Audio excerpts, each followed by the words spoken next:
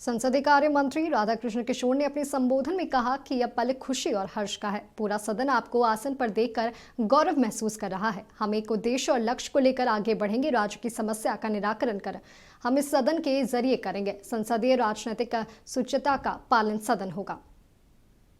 आदरणीय अध्यक्ष महोदय, बड़ा ही खुशी और हर्ष का पल है ये। संपूर्ण सदन आपको आसन पर बैठा हुआ देख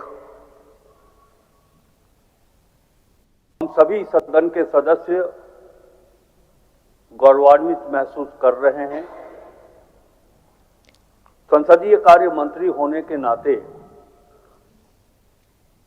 मैं सदन के सभी सदस्यों की ओर से आपको हार्दिक बधाई देता हूं, हार्दिक शुभकामनाएं आपको देता हूं। महोदय,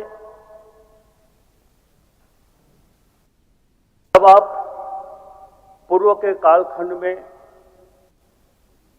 अध्यक्ष पद पर थे तो मैं सदन का सदस्य तो नहीं था, लेकिन जिस तरह आपके कार्य संचालन को मैं मीडिया के माध्यम से देखा करता था